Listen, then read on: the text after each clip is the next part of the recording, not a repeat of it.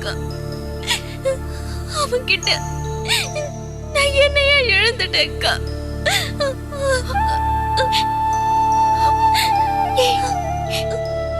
எப்படி கூசாம இப்படி ஒரு காரியத்தை செஞ்ச? இந்த வீட்டுல தானே நீ பிறந்த, நாங்க திங்கிற சாப்பாடு தானே நீயும் சாப்பிட்ட. நீ மட்டும் எப்படி இப்படி மாறி போயிட்ட? ஏய், நீ அவனை லவ் பண்றேன்னு சொல்லும் போதே அதை தாங்க முடியாம தானே நீ உன்னை அடிச்ச. என்கிட்ட இப்படி வாய் கூசாம பேசுறியா? உன்னை தொடறதுக்கு எனக்கு அருவருப்பா இருக்குடி. எப்படி கல்யாணத்துக்கு முன்னாடி ஒரு ஆம்பளையோட? இல்லக்கா, கல்யாணம் ஆனதுக்கு அப்புறம் தான் எனக்கு கல்யாணம் ஆயிடுச்சுக்கா.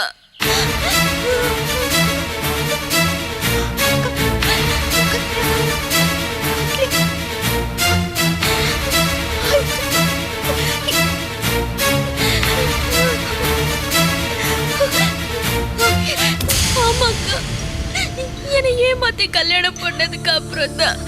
போதடி, போது நிறுத்து. பொம்பளை அடி நீ, ஈன பிறவி. இனிமே என் மூஞ்சிலே முழிக்காது. அக்கா, அக்கா கூப்பிட்டு கொள்ளாத வச்சு போட்டுடு. இனிமே உனக்கு இருக்க என்ன சம்பந்தம்? சரியே சரியே. அக்கா காபி காபி இதோ உட்கார்ந்துட்டு கலை மூதவி அவட்ட கொண்டு போய் கொடுப்பா.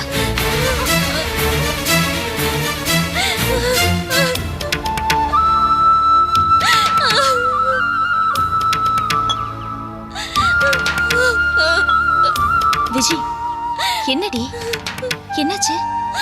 என் மூஞ்சிலேயே முழிக்காத, நான் அக்காவே இல்லைன்னு சொல்லிட்டு போயிடுச்சு. இளங்கோ கூட கல்யாணம் ஆன விஷயத்த நான் அவகிட்ட என்னையே எழுந்தது அதுகிட்ட சொல்லிட்டேன். அதை ஏண்டி அக்கா கிட்ட சொன்ன? இப்ப அக்கா கிட்ட சொல்றதால மட்டும் புதுசா கேவலம் வந்துட போறது இல்ல. கூட பிறந்த அக்காவே என்னை புரிஞ்சுக்காம ஒதுக்கிட்டா. எவனோ ஒருத்த வந்து என்னை முழு மனசோட ஏத்துக்குவானா? அப்படியே ஏத்துக்கிட்டாலும் கல்யாணத்துக்கு அப்புறம் இந்த விஷயம் தெரிஞ்சா எனக்கு கண்டிப்பா வீட்டை விட்டு வெளியில துரத்திடுவா.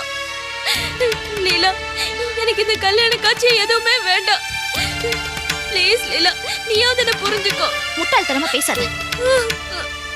உனக்கு எத்தனை தடவை சொல்லிருக்கேன், முதல்ல அழுகை நிறுத்து. அழுகை நிறுத்தி சொல்ற. நான் சொல்றது கொஞ்சம் பொறுமையா கேளு. நாம இப்போ நம்மளோட விருப்ப வெறுப்புங்களை பத்தி யோசிக்கிற நிலைமையில இல்ல விஜய். அப்பாவுக்கு நம்மளால எந்த பிரச்சனையும் வந்துடக்கூடாது. அதை நீ ஒத்துக்கிற இல்ல? அப்பாவுக்கு சந்தேகம் வர மாதிரியும் இதெல்லாம் அவருக்கு தெரியற மாதிரி நம்ம நடந்துக்க கூடாது. அதை மட்டும் நீ ஒத்துக்கிற இல்ல? இத பாரு விஜய், நீ கல்யாணம் வேணான்னு சொன்னா அப்பாவுக்கு உன் மேல சந்தேகம் வராதா? அவன் அப்பா நமக்காக வாழ்க்கையில எவ்வளவோ எழுந்திருக்காரு, கஷ்டப்பட்டிருக்காரு. அவருக்காக நீ கல்யாணம் பண்ணிக்கணும் விஜய்.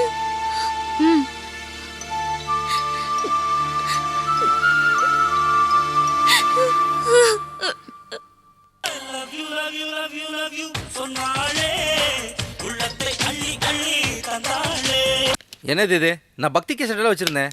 யார் இப்படியெல்லாம் மாத்துறது?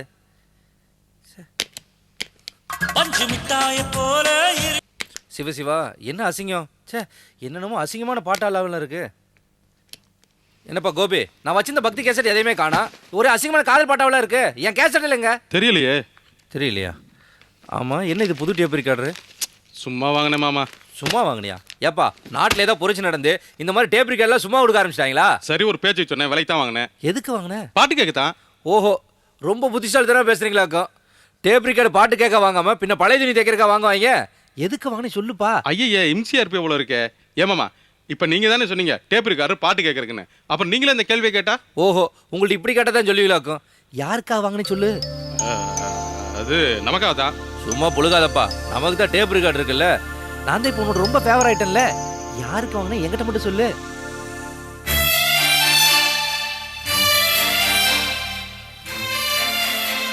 விஜய்க்கு பிரசன்ட் பண்றதுக்காக. ஓஹோ, அதோட ஒரு கேசட் ஃபுல்லா லவ் சாங்ஸா ரெக்கார்ட் பண்ணி வச்சிருக்கேன்.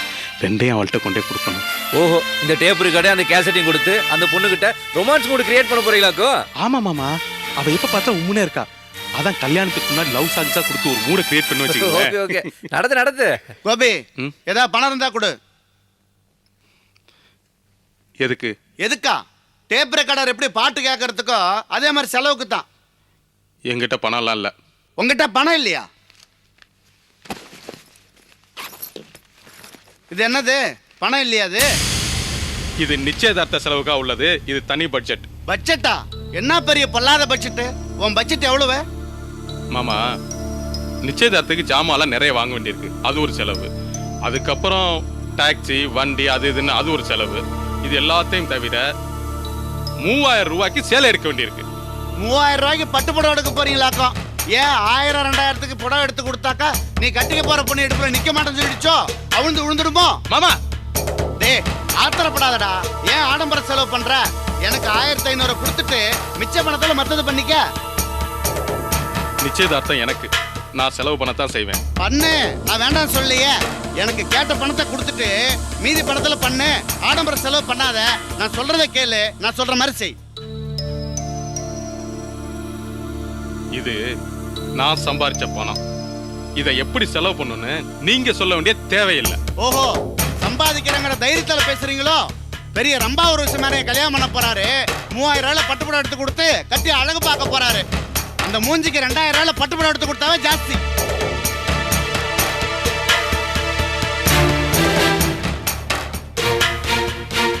மாமா வேணாம், நல்லா இல்ல. டேய் என்ன ஒரு மாதிரி பேசுற? விஜய பத்தி நீங்க பேச வேண்டிய அவசியம் எதுவும் இல்ல. டேய் அவளை பத்தி உனக்கு என்னடா தெரியும்? முழுசா தெரிஞ்சுக்கிட்டியோ? அவ நல்லவளோ கெட்டவளோ, எங்கெங்க என்னென்ன ஆட்டம் போட்டாலோ கடைசியா அந்த குடும்பத்துல வந்து உன் தலையில சேரப்போறா. யோ, அவளை பத்தி ஏதாவது பேசுனீங்க அப்புறம் மாமன் கூட பார்க்க மாட்டேன். என்னடா மரியாதை அவன் கை நீட்டி பேசுற? நான் கட்டிக்க போறவ பத்தி தப்பா பேசினா அவ்வளவுதான். கை நீட்டி பேசுற? இல்லப்பா, நான் கட்டிக்க போறவ பத்தி பேசுறதுக்கு இவர் யாரு? இல்லப்பா, வேற எதை பத்தினாலும் பேசலாம். ஆனா என் பொண்டாட்டி பத்தி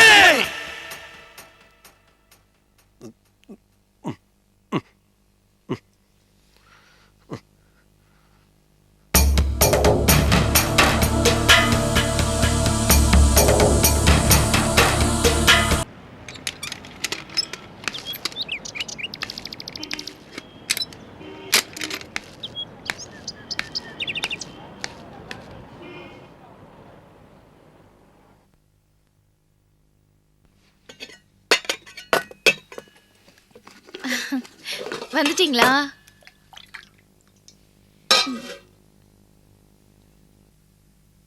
காஃபி போட்டு தட்டுமா? என்னங்க, ஏதாவது பிரச்சனையா?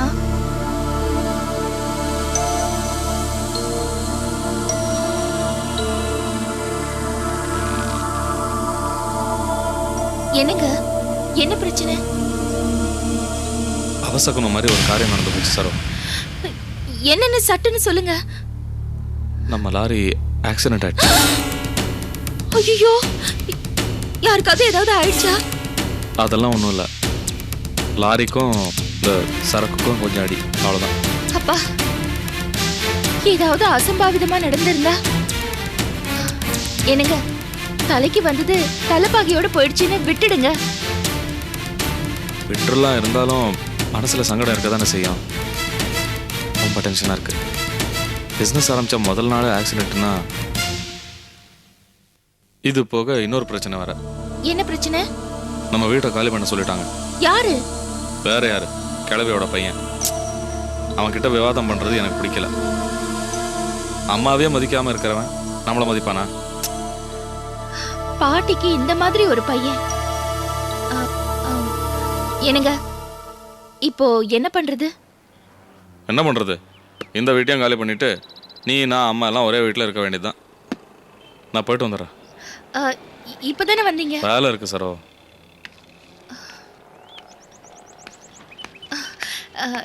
என்ன ரம்யா? கொஞ்சம் கடுகு வாங்கிட்டு போலான்னு வந்தேன். அப்படியா? சரோ, வீடு காலி பண்ண போறியா? நீங்க அவர் சொன்னதை கேட்டீங்களா? இது ராசியான வீடு சரோ. இங்க வரவங்களாம் சொந்த வீடு வாங்கிட்டு தான் போறாங்க. அக்கம் பக்கத்துல இருக்கவங்களாம் நல்ல மனுஷங்க. உங்க வீட்டுக்காருக்கு மார்க்கெட் பக்கம் தானே, அப்புறம் எதுக்காக வீடு காலி பண்ணணும்? அதான் எனக்கும் கொஞ்சம் யோசனையா இருக்கு. இந்த வீட்டை விட்டு போறதுக்கு எனக்கும் மனசு இல்லை. ஆனா அத்தைய வீடு காலி பண்ண சொல்லிருக்காங்களாம். இவருக்கும் ஏதாவது யோசனை வந்துருச்சுன்னா அதை ஒரே பிடியா பிடிச்சிருவாரு, மாத்திக்கவே மாட்டாரு. என்ன பண்றது? எனக்கும் இந்த வீட்டுல இருக்கணும்னு ஆசைதான். நான் ஏதாவது சொல்லி அவர் கேட்கவா போறாரு? அவர் பிடிச்சு பிடிவாருன்னா. என்னங்க, ஏதாவது மறந்துட்டீங்களா? லெட்டர் ஒன்று மறந்துட்டேன். என்னண்ணே அவ்வளோ மறதியா? மனசுல வேற ஏதாவது இருக்கா? அதெல்லாம் ஒன்றும் இல்லைங்க. என் மனசு எப்போவுமே க்ளீனாக தான் இருக்கும். மற்றவங்க மனசு தான் எப்படின்னு சொல்ல முடியல. என்னங்க? இல்லை, யார் மனசில் என்ன இருக்குன்னு சொல்ல முடியாதுல்ல, பொதுவாக சொல்கிறேன்.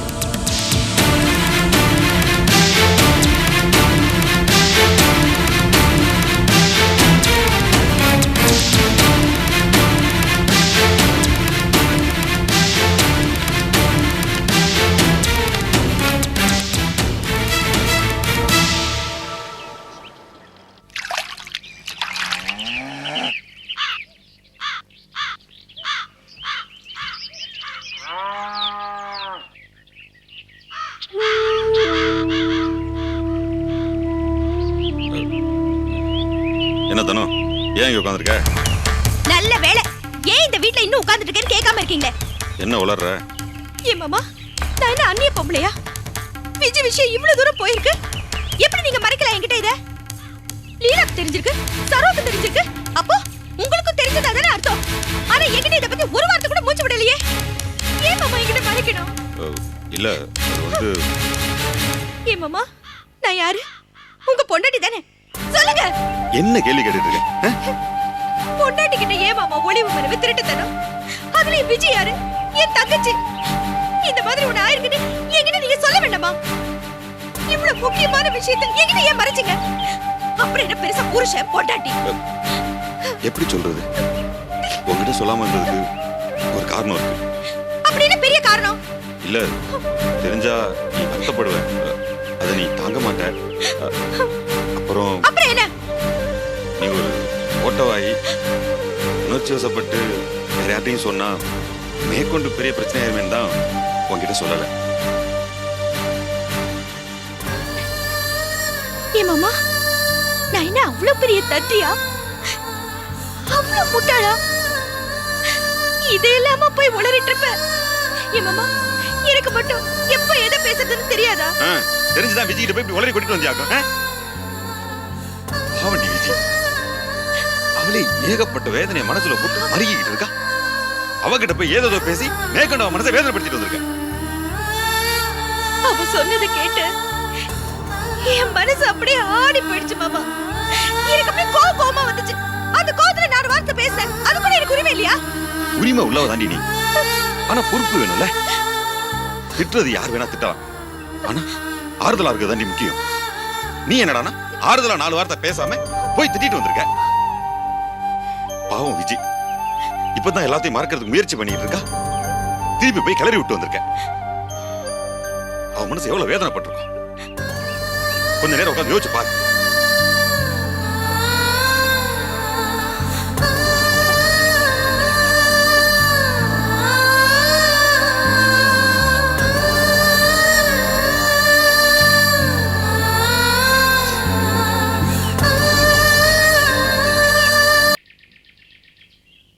லீலா, விஜய் எங்க? அங்க உட்காந்துருக்காக்கா.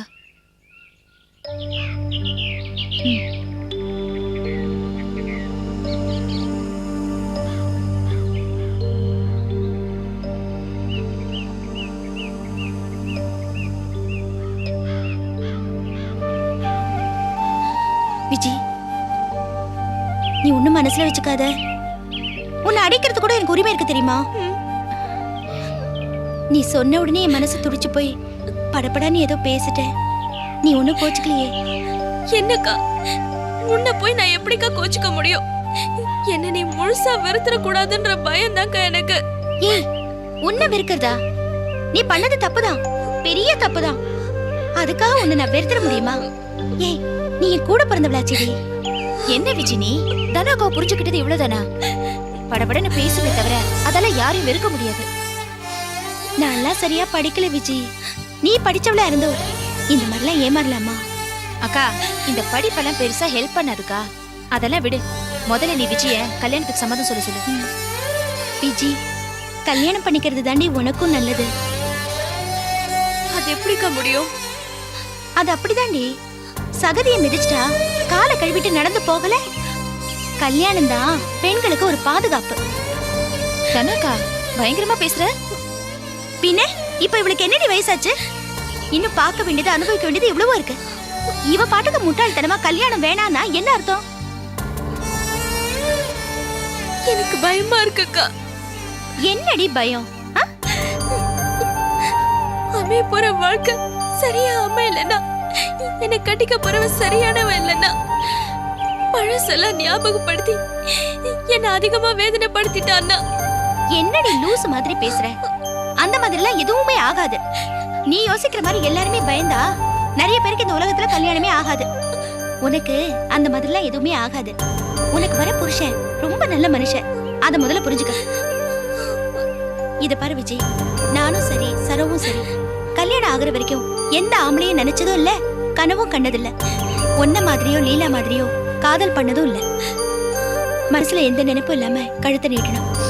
கொஞ்சம் சந்தோஷம், கொஞ்சம் கவலை, அப்படிதான் வாழ்க்கை ஓடுது. ஏதோ ஒரு விதத்துல எனக்கும் அவருக்கும் கஷ்டம் இல்லாமையா இருக்கு. எனக்கு நல்ல புருஷன், ஆனா காசு இல்ல. அவளுக்கு காசு இருக்கு, ஆனா புருஷன் என்னன்னா ஏன் கூடவே பேசக்கூடாதுங்கிறா, மிலிட்டரிக்கார மாதிரி. மாமியாரு எப்பா அவ பெரிய அவதார பொம்பளையால இருக்கா. அக்கா இப்ப நீ என்ன சொல்ல வர?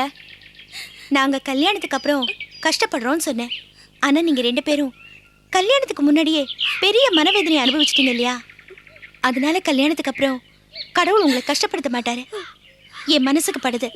ஏ விஜய், நான் சொல்ற வார்த்தையை நம்பு. கல்யாணம் பண்ணிக்கிட்டா நீ நிம்மதியா சந்தோஷமா இருப்ப. உன் புருஷன் உன்னை ராணி மாதிரி வச்சிருப்பாருடி. ஏ விஜய், சரின்னு சொல்லுடி.